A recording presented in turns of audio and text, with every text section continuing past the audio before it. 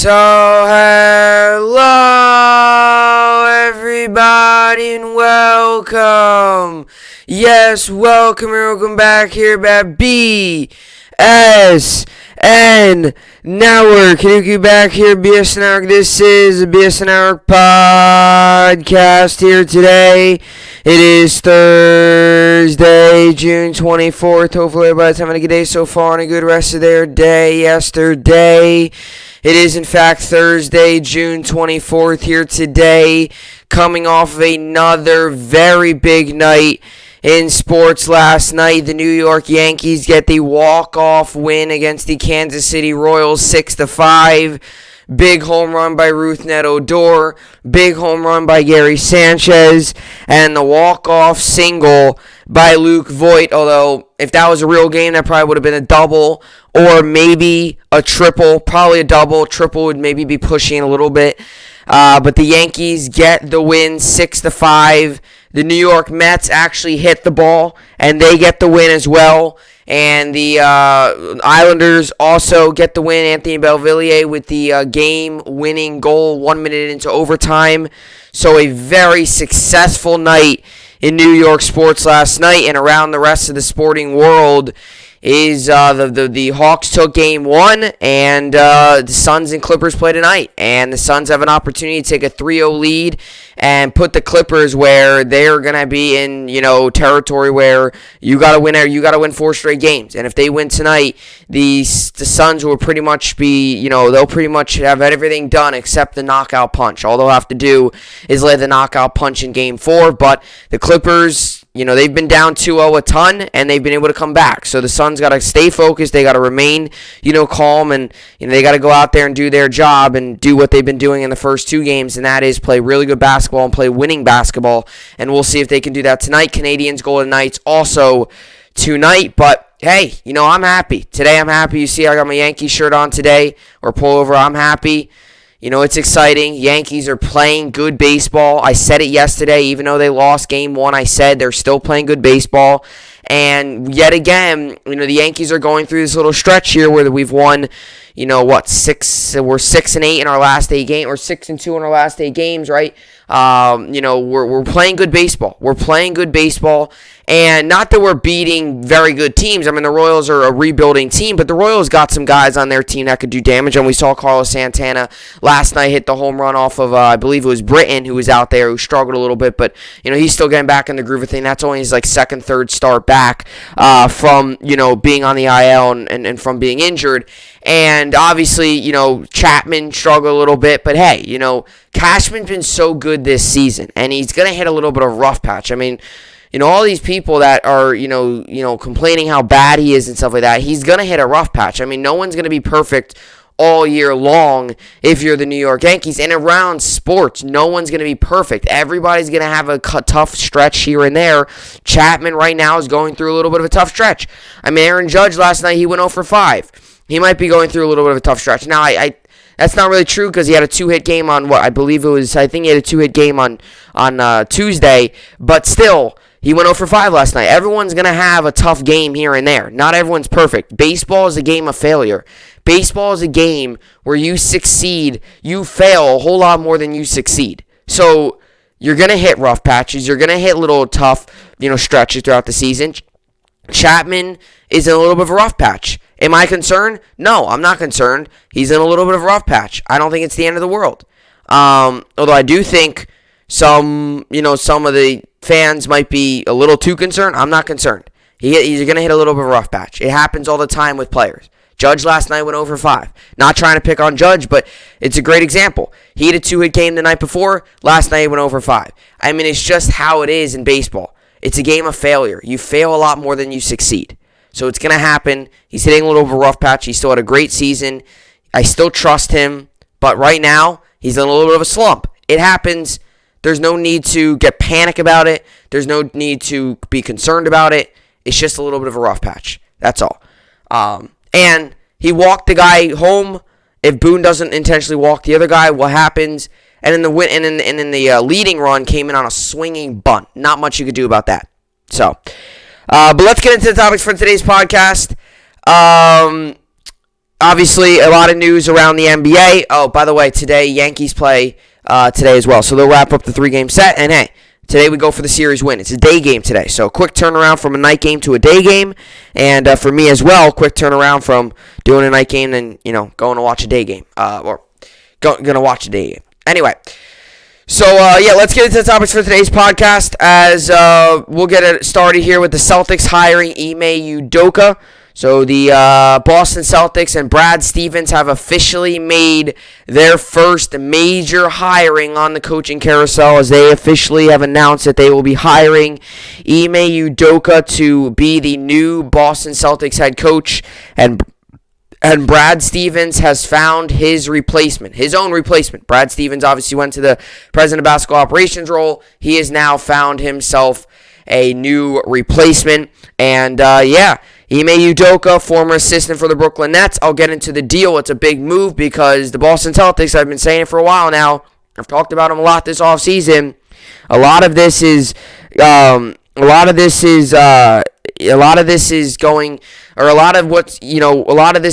to be big depending on who they draft, who they pick up in free agency, who they maybe trade for, and ultimately who they build, the roster that they build around, Jason Tatum and Jaylen Brown, obviously the core of that team, the core of that roster. So I'll get into that, get into the big hiring because, hey, I said it's all going to start with the head coach. I'll talk about this hiring, get into it. As the first topic, big basketball day today. Then next up, the Team USA men's basketball roster has been released.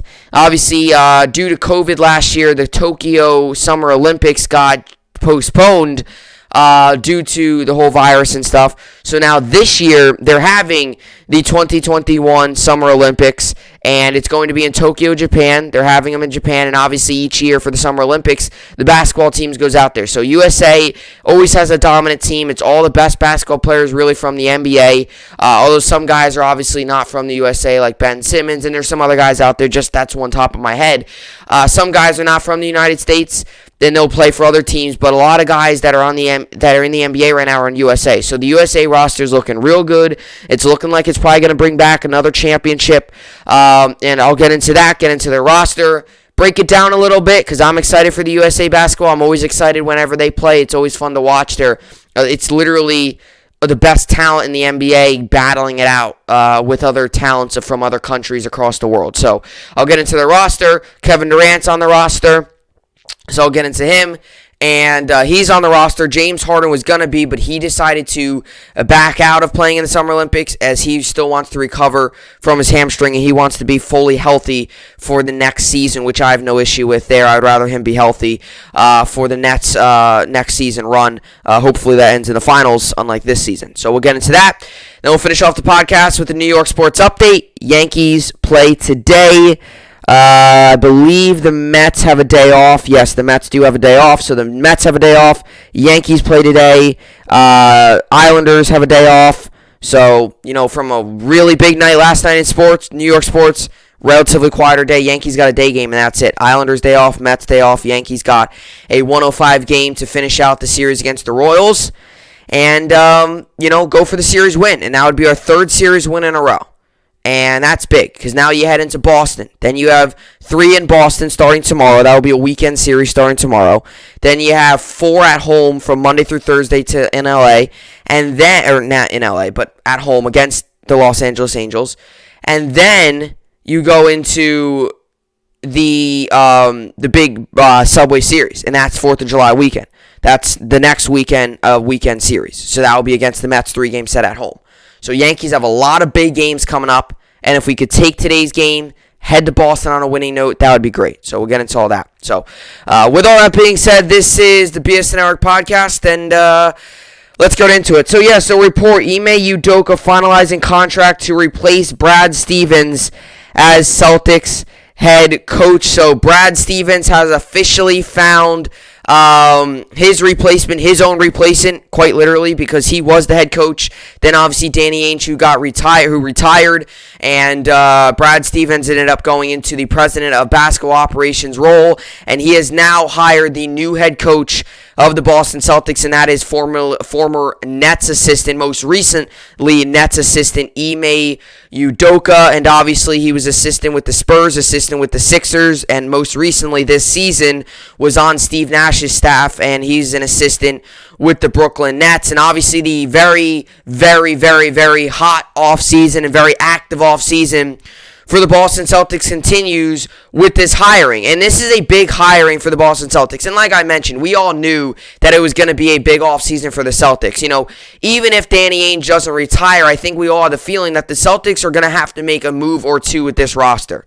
Whether that was a coaching change, whether that was bringing in a big-name player, a big-name free agent, whether that's making a very, loud trade that, really strikes the NBA world. I don't think that's what Kemba Walker did, but I don't think that, like a Kemba Walker trade, I don't think that did it. I'm talking about a trade where you get someone big-name in return. You might have to give up a lot, but you get a superstar in return. We all knew that the Boston Celtics were going to need to make a lot of moves this offseason, but when Danny Ainge retired, I think we all knew it was going to be even that more active they're going to have an active offseason because Brad Stevens taking over as president of basketball operations role. Number one, you're going to have to hire a new coach because he's no longer a coach, and that coach is going to have to bring in his own coaching staff.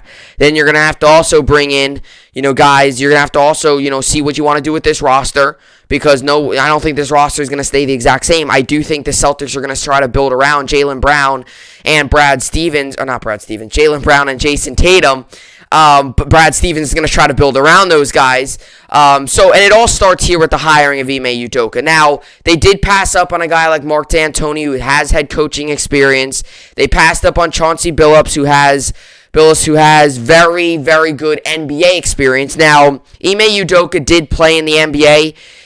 He played 12 years, not in the NBA, all of them. He played a couple years he played like 2 years with the Lakers. He played a year with the Knicks.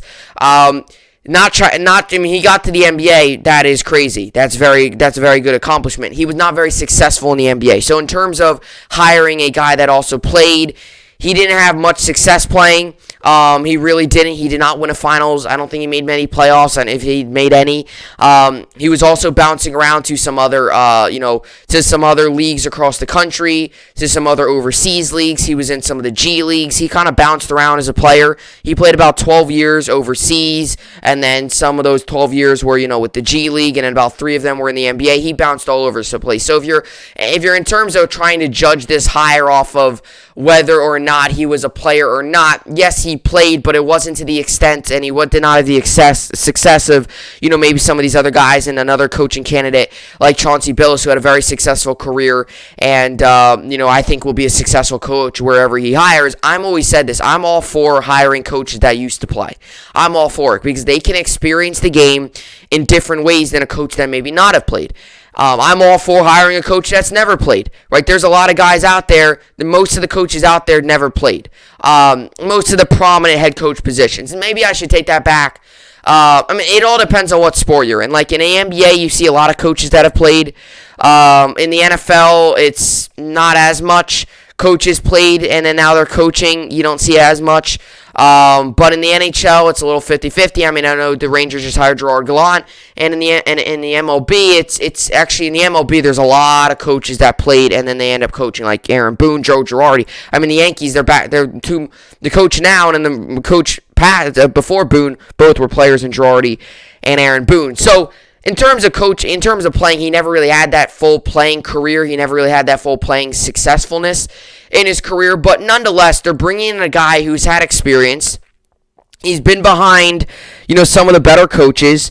The only thing that might concern you a little bit about this hiring, and this has been with a lot of hirings, he's never been a head coach. He's always been an assistant. And I understand there's a lot of teams out there that will hire assistants. They won't hire former head coaches. But I know a lot of people might want to be concerned about that. Personally, with me, I would not be that concerned. But he has learned behind some, he's been in some big, successful seasons. He was with the 76ers last season.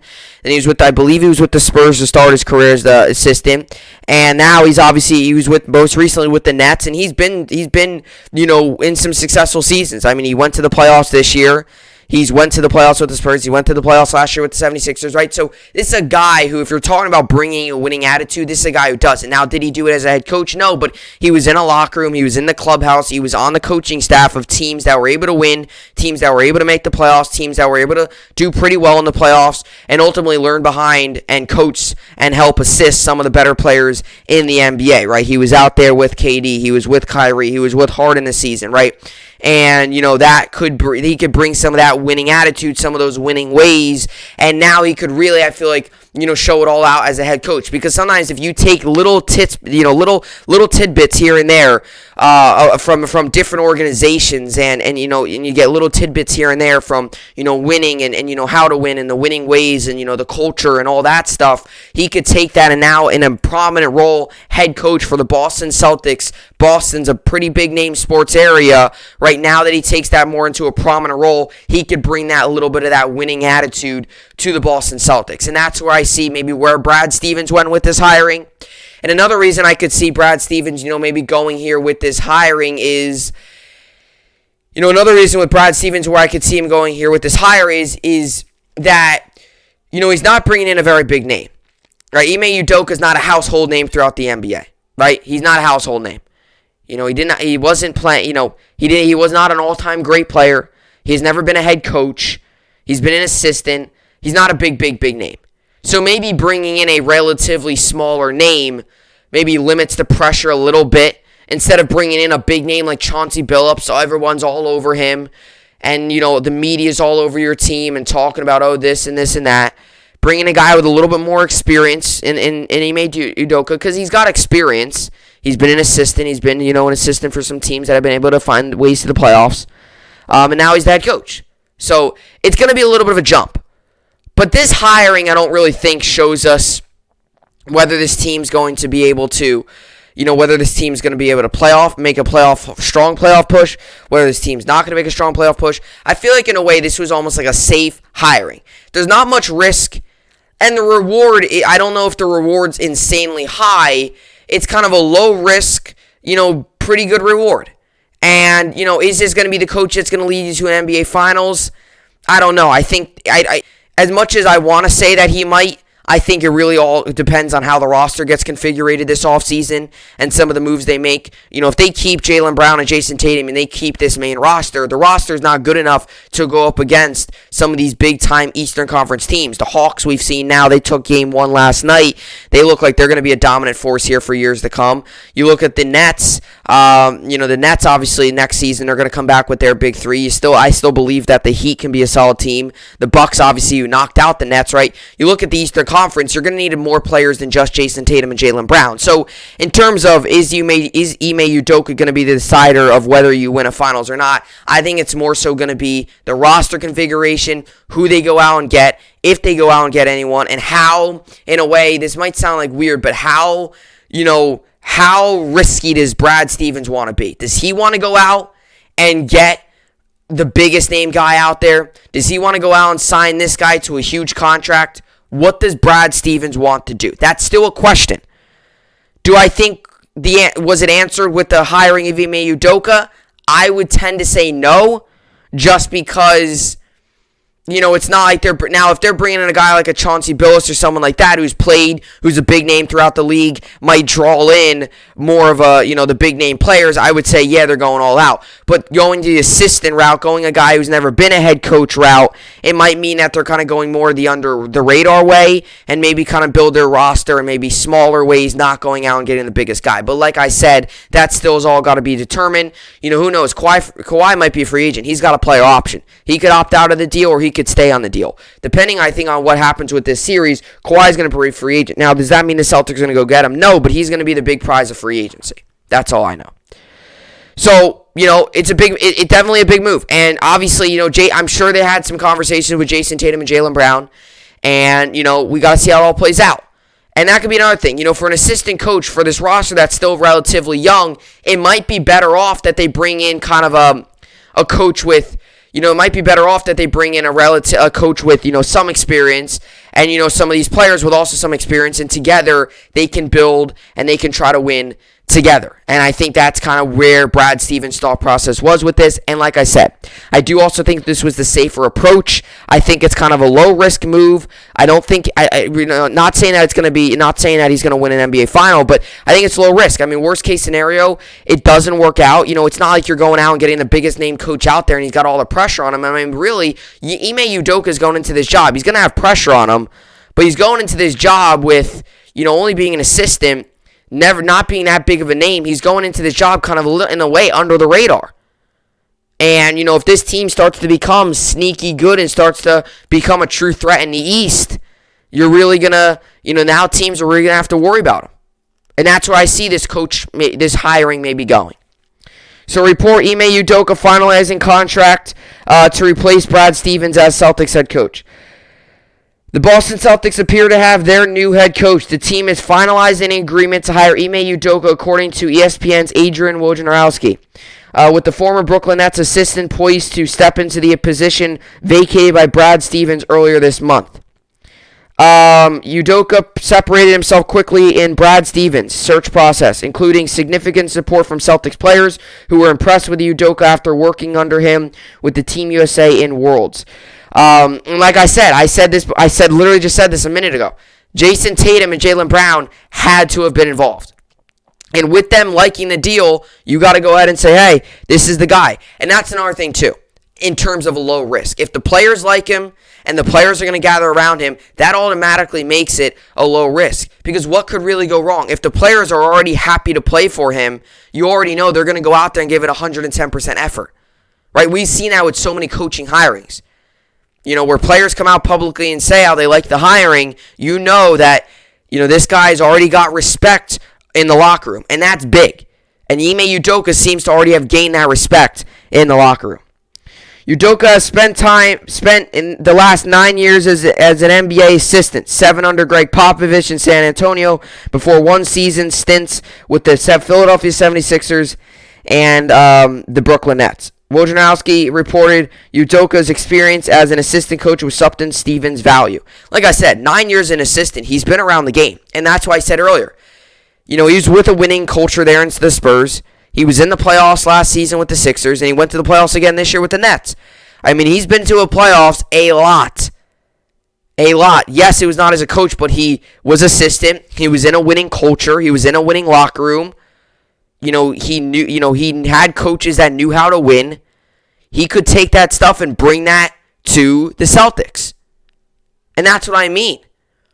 That's why you don't always got to go out and get the biggest name head coach on the market. If you take guys that have been in cultures that are winning, that have been in cultures of a Greg Popovich who has been a good coach in his career, you go to the Sixers, a good roster, a talented team, and they were in the bubble too. So I'm sure he's experienced some different stuff with that. And in this season, you go to a Brooklyn Nets team, right? Winning team. They did not win it all, but still, they got to the playoffs. He takes all those little things, combines them together, brings that to the Boston Celtics. That could be big. The 43-year-old has long been considered an up-and-coming coach in the NBA. And he has worked with many talented playoff rosters, like I just said. Right, the Spurs, the 76ers, and then most recently the Brooklyn Nets this season. The native of Portland, Oregon, was part of the Spurs' 2014 NBA championship staff.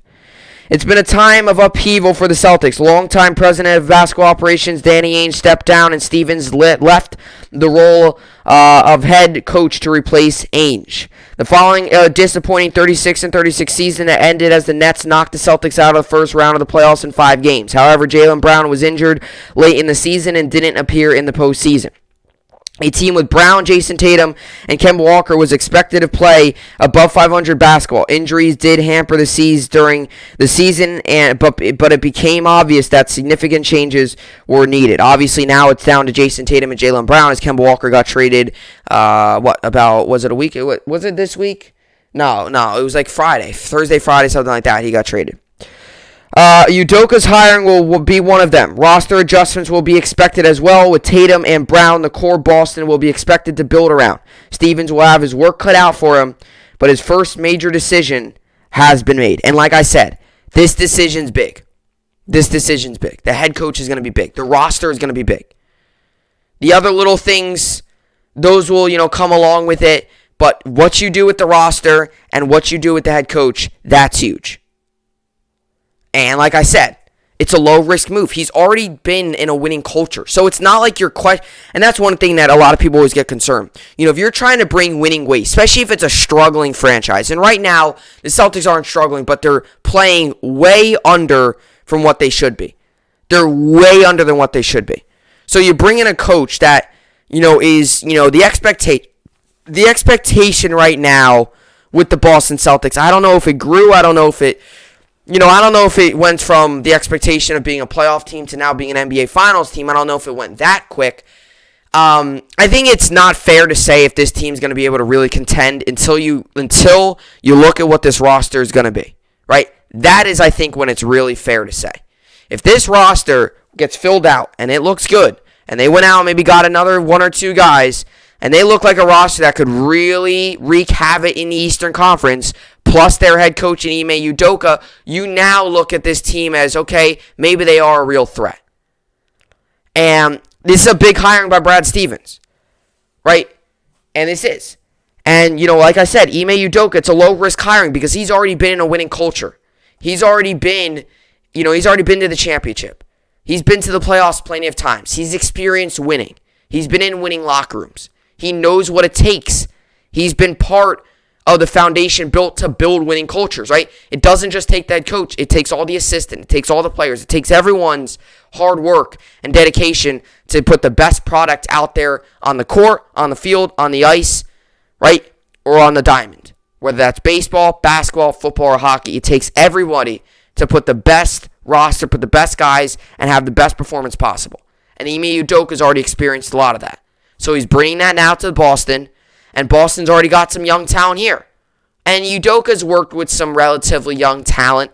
I would say, not too young, but, last season he was with, Embiid and Simmons. They're not really that young. This year he was not with a young roster. So he hasn't worked yet with a real young roster. But still, bringing that winning attitude, bringing that winning experience to a young roster who has not won that much yet could really help them out a lot.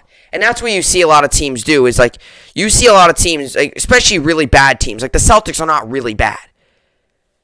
They got young talent. They got a bright future. The Celtics are not really bad, but you see some really bad teams. They try to go out and get coaches that have experienced winning because they try to bring in a winning attitude to the organization, right? You see that a lot of times in organizations. That's what the Rangers.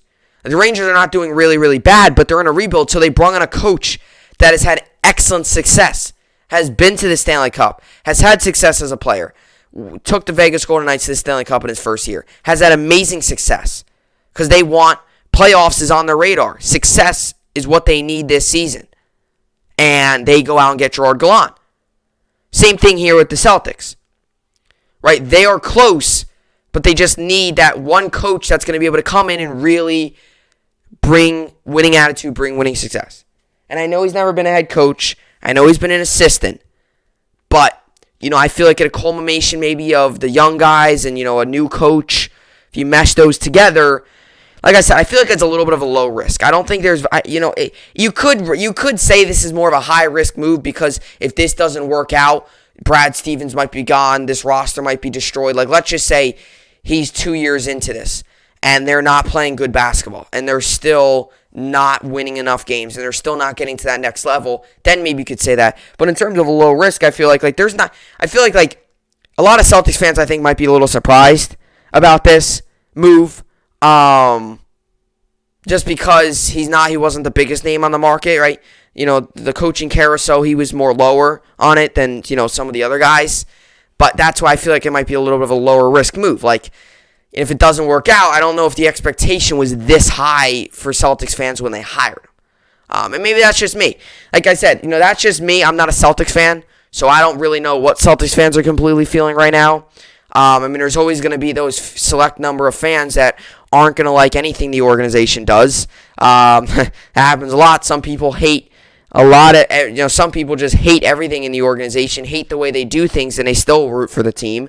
I don't know how you could do that, but there's always those couple of fans from each fan base that do that. So I'm sure there's going to be some Celtics fans that hate the hiring, hate Brad Stevens, hate the roster, and they're just going to want their own separate plan.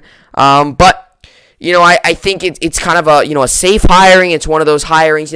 It's one of those hirings they kind of just went ahead and hired him. The players have shown interest in him. The players have shown that they've liked him. He's had some winning attitude in his background, right? Just bring some of that to Boston. Bring some of that where Boston needs kind of a refresh of winning because they got the talent to win. They're just not doing it.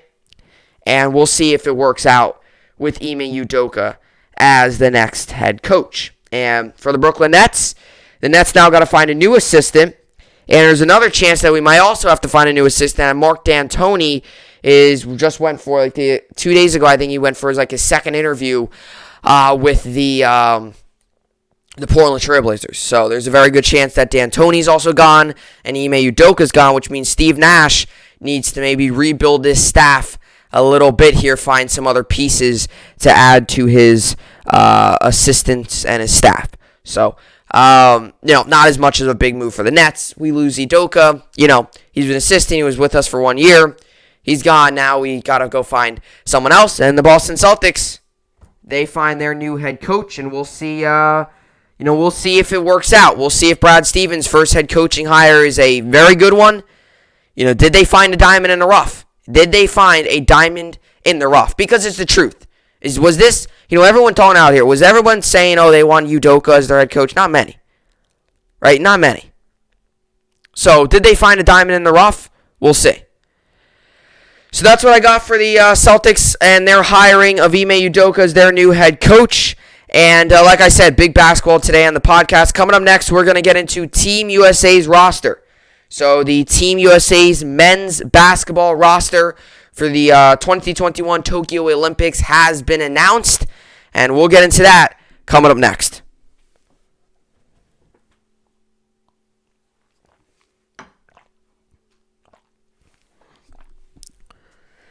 Alrighty, so Durant, Lillard, and USA's men's basketball team roster for 2021 Tokyo Olympics. So yes, you have heard that right. The 2021 Team USA's roster has been announced.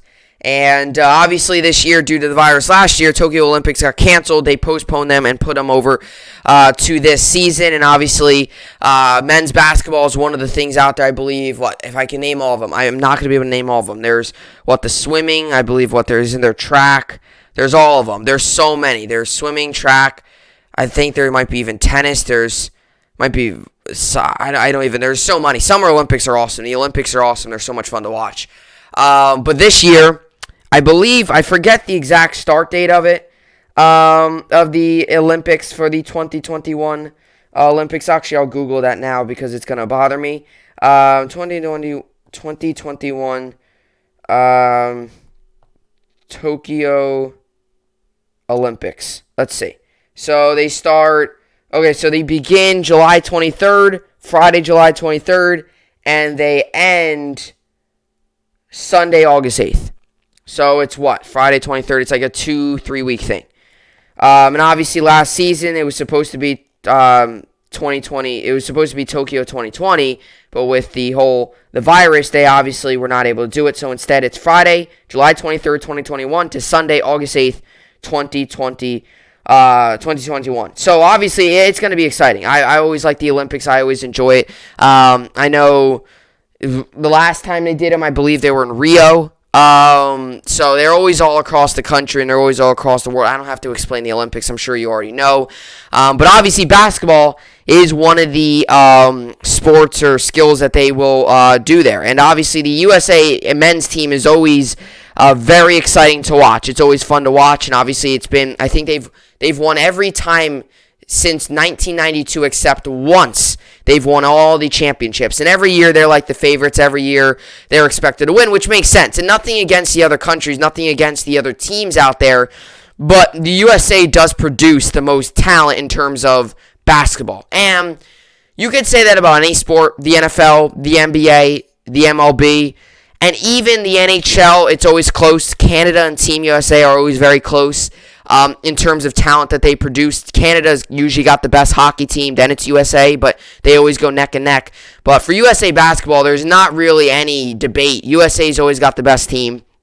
They're always super fun to watch, and I've always enjoyed watching them. I mean, it really is, and we always talk about this in sports, right? We always talk about, like, what could a team look like with the best of the best out there, right? What could a team look like, with all the best players, Kevin Durant and the Damian Lillards and, all these guys and the Tatums and all of these guys out there, the Devin Bookers, like all the best players in the league, all those really good players, right, in the league. What if they, played together on a team?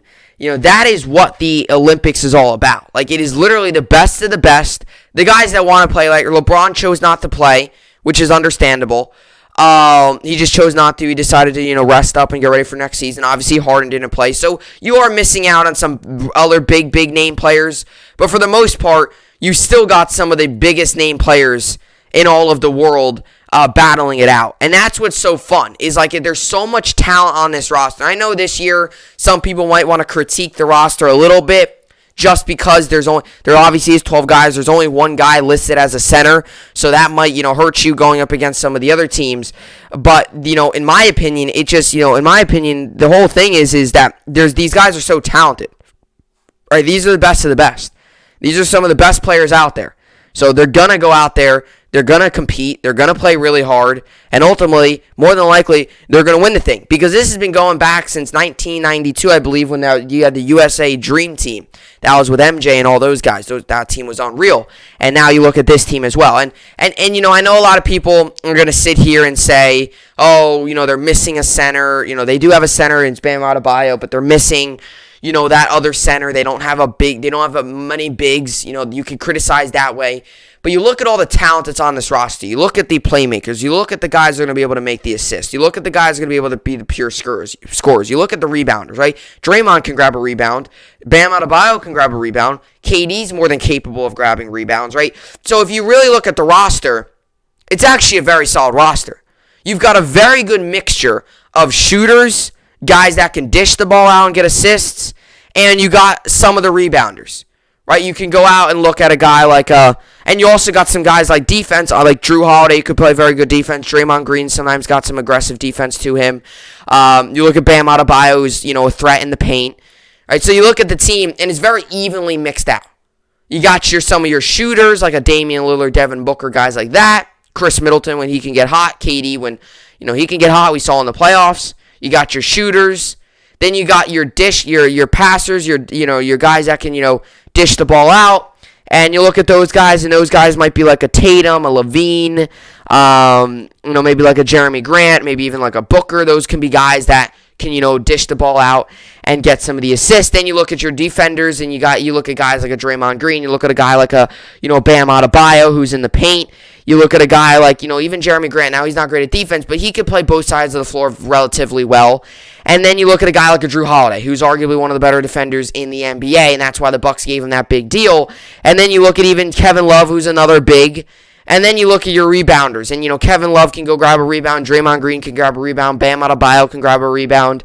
Kevin Durant, if he needs to, he can get in there. He can get aggressive. He can get physical. He can go in there and get a board here and there. So you look at the roster. I know a lot of people are going to criticize the bigs, and they're going to criticize, their rebounding ability, and they're going to criticize their defense. But if you really break it down little by little, and you really break down each player, there's 12 guys, and you break them down into little groups here and there, your shooters, your playmakers, your rebounders, your defenders, your guys that are going to be able to be aggressive, be physical.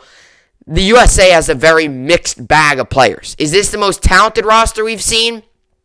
I would tend to say maybe not, because you are missing some of the best. You are missing some really big names. But is this a roster of physicality? Is this a roster that, is going to be able to shoot? Is this a roster that's going to be able to produce offense? Yes. I mean, you got Damian Lillard and Devin Booker, two guys that could easily every night go out and get 40. You got Kevin Durant, who we all know can be dominant. We saw from the playoffs. You got a guy in Tatum who can have a game here and there where he really goes off.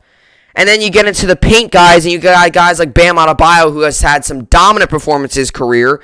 You got physicality in Draymond Green. You got a good defender in Drew Holiday, right? So is this, their roster's got a very mixed bag of talent. They've got a very mixed bag. So I know a lot of people are going to sit here and criticize, the rebounding and the physicality ability.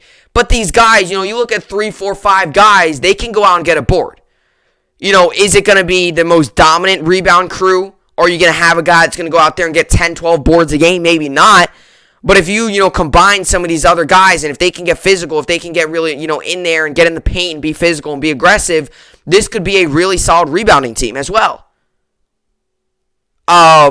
Weakness might be a rebounding, but on paper, you look at some of the guys and you're like, this team might not be as bad as rebounding, although there is only one center that is listed. But like I said, in years past, it's been very high-scoring games. It's come down to a lot of the shooting. It's come down to USA's making big shots. It hasn't really come down to making that big stop on defense. It hasn't come down to making that big rebound. For the most part, 90% of the time, it's come down to making the big shot. It's come down to making that extra pass to score, capitalizing on your opportunities late in the game. And the Team USA has those players. A very clutch team you're looking at. Kevin Durant, Devin Booker, Damian Lillard, all guys that have been very clutch in their career. Kevin Durant was clutch in Game 7. He doesn't hit that 2-pointer, we don't go to overtime, we lose that game. Right? He hits a 3. I know you're going to say, if he hits a 3, blah, blah, blah, blah. A very hard shot to hit. I wish it was a 3, but I'm not going to get into that. That's besides the point. And you also got some guys, too, right now that are in the playoffs. So you're going to get some guys that, are going to be ready to go. You're going to have, some of these guys, there's actually not, it's not guaranteed. It's not guaranteed. But, Devin Booker and Chris Middleton, Drew Holiday could be battling out in the NBA Finals. It's not guaranteed because they're not both of them are Eastern Conference. But you could have some of these guys that are going to be battling it out. That's another thing, too, that I like. As much as, I trash talk with each other on the court and battle against each other on the court and, go head-to-head, when they all come together as one team and, represent the USA, it is pretty cool because, it's so much fun to watch. And, to see them, battle it out together, play hard together, it is fun to watch. And that's what you see in the Olympics. Durant, Lillard, and USA's men's basketball team roster for 2021 Tokyo Olympics. Kevin Durant, Damian Lillard, and Devin Booker lead the roster of players reportedly set for the United States men's basketball team at the Tokyo Summer Olympics. Shams Charania of the Athletic and Stadium provided the roster Wednesday after Jeremy Grant committed as the last player on the 12-man roster. Team USA's 12-man roster for the Tokyo Olympics. This is the 12 players that will be going to the Tokyo Olympics. Kevin Durant, Damian Lillard, Bradley Beal, Jason Tatum, Devin Booker, Zach LaVine, Kevin Love, Bam Adebayo, Draymond Green, Drew Holiday, Chris Middleton, and Jeremy Grant. Grant was a replacement for James Harden, who backed out to recover from a hamstring injury that troubled him during the playoffs. Durant will play in his third Olympic Games, having won gold in 2012 and 2016. Most were surprised when his name was included on the commitment list, given he turns 33 in September and is 2 years removed from an Achilles rupture.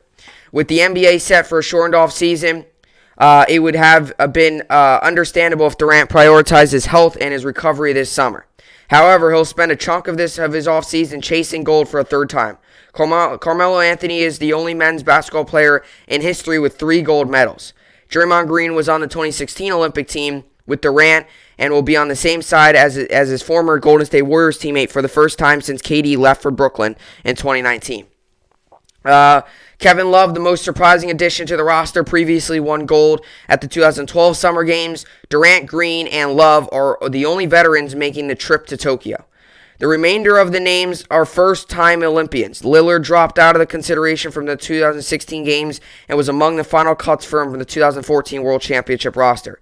Booker, Bradley Beal, and Jason Tatum are also set to be first-time Olympians. Beal previously won gold for Team USA during his prep career at 2009 U16 FIBA Americas and the 2010 U17 World Championship. Tatum likewise has experience on the international stage, won gold at the 2014 U17 World Championships and 2015 U19 World Championship. Booker is playing in his first international competition of any type. He skipped out of the 2019 World Cup to prep for the 2019-2020 NBA season. This could be an extremely busy summer for Booker, whose Suns are 2 games away from an NBA Finals berth. Chris Middleton and Drew Holiday are likewise heavy favorites to make a championship run appearance as they prepare for their Eastern Conference Finals matchup against the Atlanta Hawks. They're down 1-0 now. Greg Popovich is making his Olympic debut as head coach after taking over the program for Coach K. Popovich's first run leading Team USA did not go as planned, with the U.S. Losing in the quarterfinals at the 2019 World Cup. It was the worst performance at the World Cup in United States history.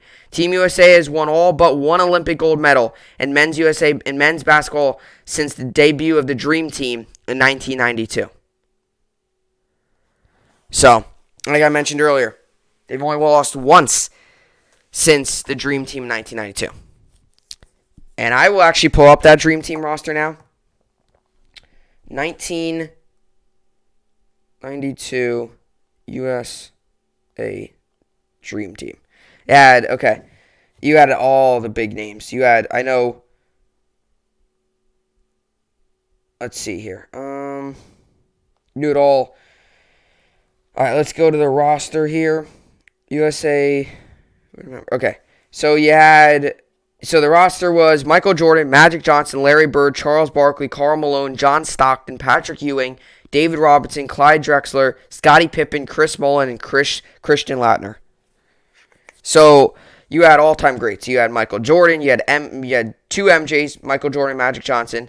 Then you had Larry Bird, Charles Barkley. You had Karl Malone, John Stockton, Patrick Ewing. And then you had David Robinson, Clyde Drexler, Scottie Pippen, Chris Mullin, and Christian Laettner. That was the 1992 USA's men's team. They also named it the 1992 USA nicknamed the Dream Team.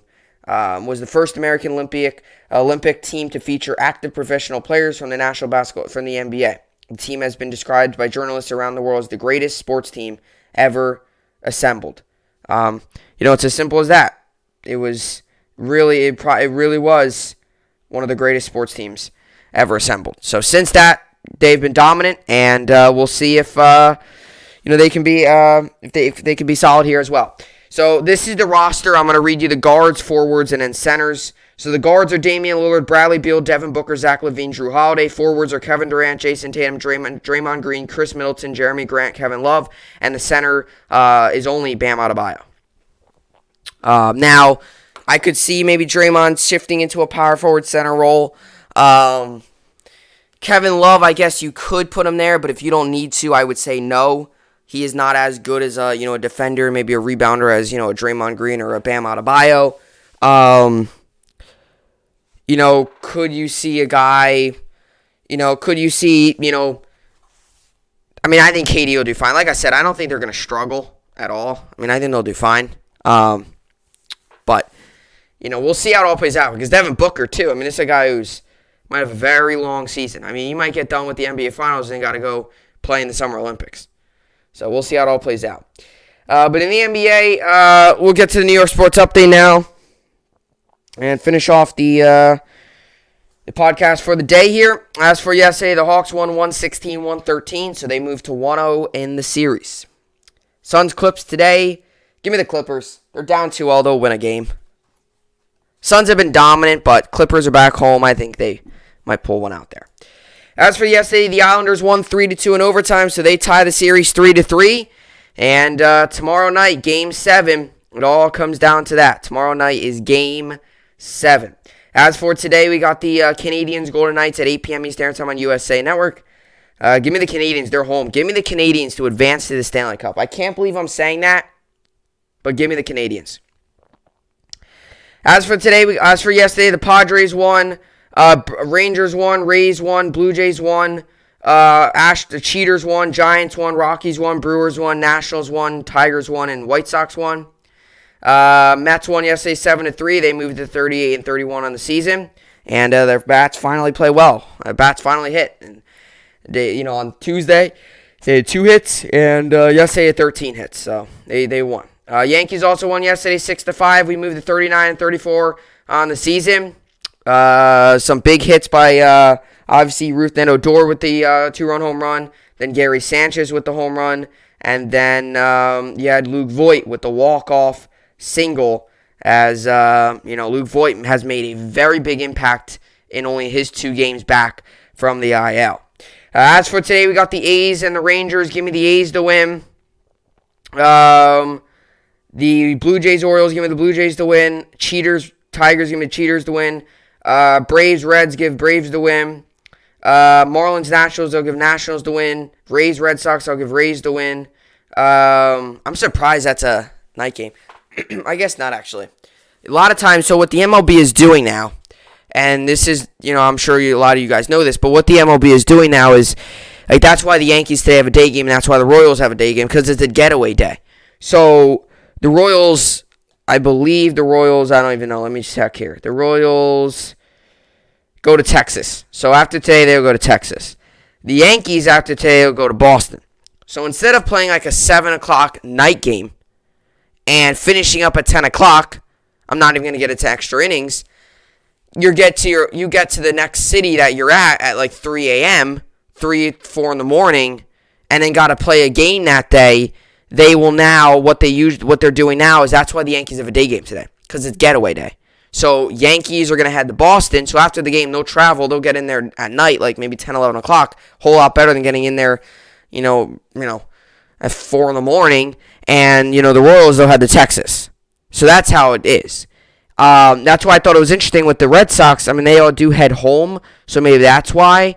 But they're in Tampa. They got a game tomorrow against the Yankees. You would think that would be a day game for them to get out of Tampa and get back home. But that's why they have day games now.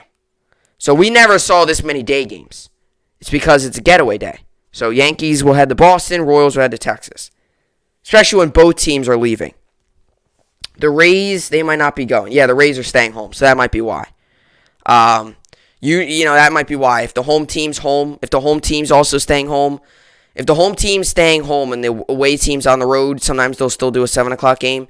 But if both teams, for this instance, the Yankees and the Royals, after today's game, they're both heading on the road, they will plan the game at 1 o'clock. All right, so Twins, Indians, I'll give Twins to win. Cardinals, Pirates, I'll give Cardinals to win. And Dodgers, Cubs, I'll give Dodgers to win. Dodgers yesterday, they lost 5-3.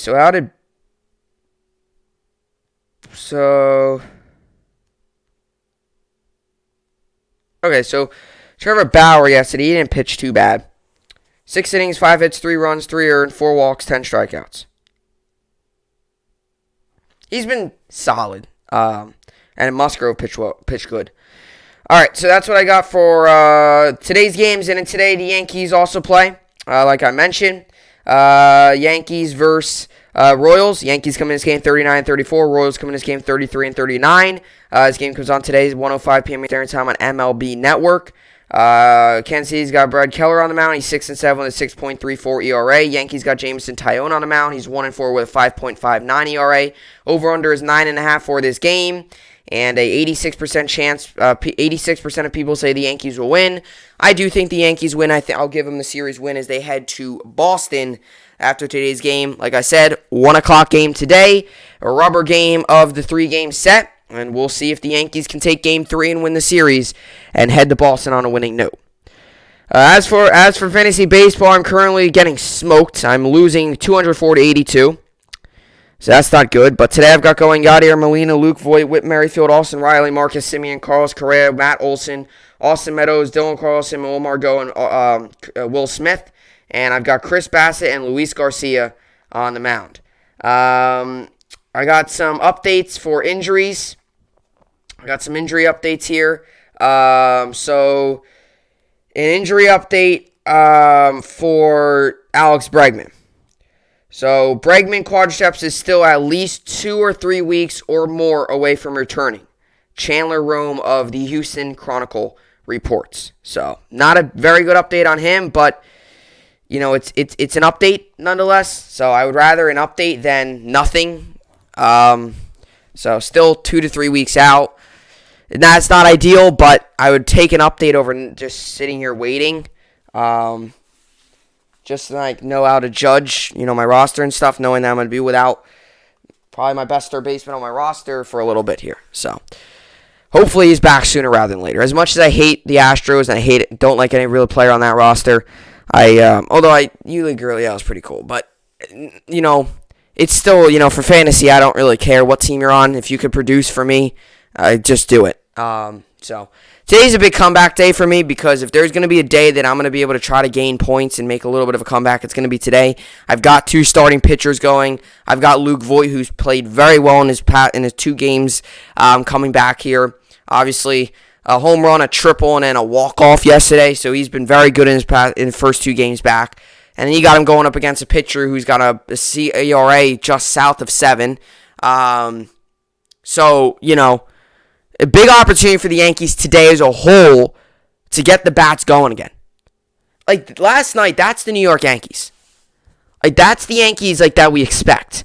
A team that when you're down going to the 9th inning, you should be, when we're down going to the 9th inning, the other team, no, we should be winning. That's what I mean. The Yankees, we used to do this. Even back in the 90s, you would see them do it a lot. When Jeter was in his rookie year and stuff like that, if they were down by 3, 4, or 5 runs in the inning, they would find a way to come back. Same thing here with the Yankees. Even last year and a couple years ago, when that 2017 team that made the ALCS, if we were down by 3 runs going into the 9th inning, we would be able to find a way to come back. This year, we haven't been doing it. Last night was a prime example. Down 5-4, and you come back and win 6-5 in bottom of the 9th. That's huge. Right, that's huge. So, hey, big win by the Yankees last night. And, quick turnaround. So, last night, a big win. That's great. Got to focus on today's game. Big game today. We could get 40 wins today. And then I would love to be on a winning note heading to Boston. I would hate to lose today, head to Boston on a losing note. That would just leave a sour taste in my mouth, right? Yeah, you're gonna, this has been a nice homestand so far, right? You beat the A's, then you have the you beat the A's, you won the series against the A's, and today's an opportunity to win the series. If you win both series at home, then you head on the road. You're on a winning note.